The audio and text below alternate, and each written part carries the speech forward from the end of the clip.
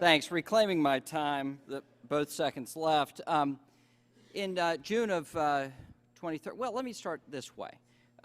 Is the panel familiar with the disparate impact regs put forward by HUD earlier this year? Okay, some of you are familiar with.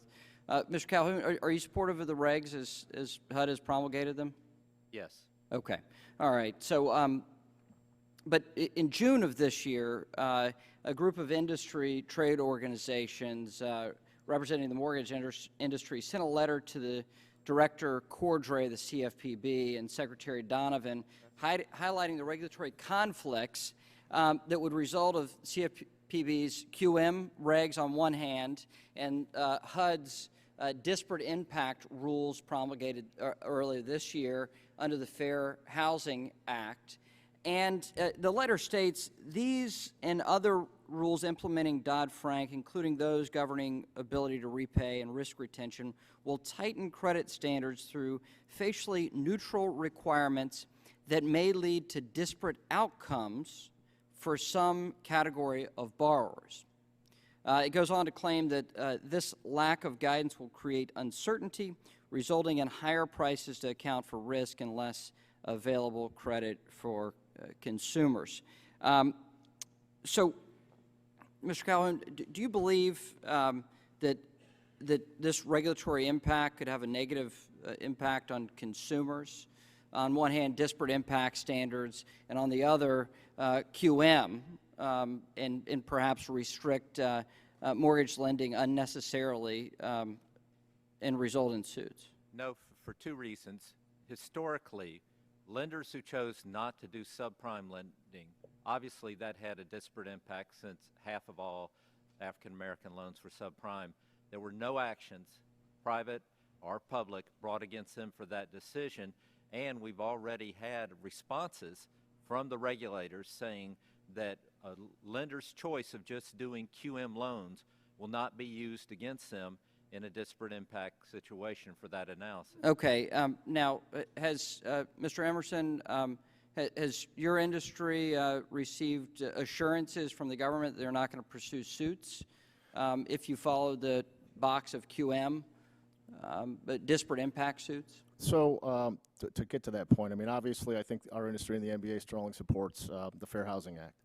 But what we've now come in context with is the CFPB and some regulators have come out and said what Mr. Calhoun indicated, but what we haven't heard, we have not heard from HUD and we have not heard from the DOJ. And HUD is the group that promulgated that rule, and the DOJ enforces that. And I think when you're thinking about the industry and where the lenders have been in the industry and what's taken place through repurchase processes as well as HUD, OIG, DOJ actions, I think there's a lot of nervousness around that by not hearing from those two groups. So some guidance from those two groups would be tremendously helpful for the industry to know exactly where they stand on the disparate income issue.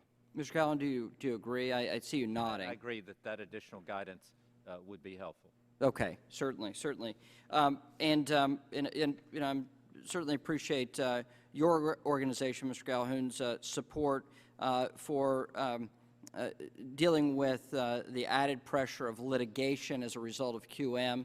If those that follow the strict QM standards, they will not be pursued, and I certainly appreciate that. I know we have disagreements on the final construct and the impact it will have in the marketplace.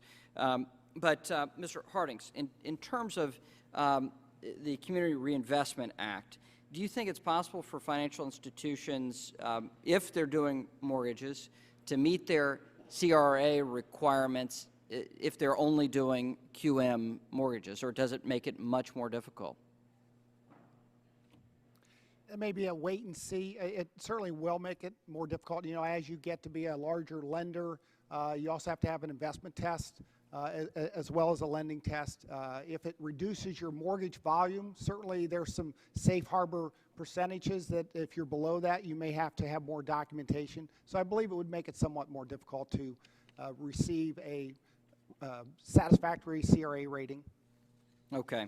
I certainly appreciate the witness's testimony today. We obviously do have some deep concerns, and this is really a deep concern, not about the industry, but about your ability to provide products to my constituents that desperately need them, especially those that are in moderately priced homes where the question of points and fees in moderate income areas, especially in my district, where because of the moderate income and the moderate price of the home, the points and fees have such a larger percentage disproportionately to the cost of the loan, and we need to make sure we work through that. And with that, thank you, Madam Chairman.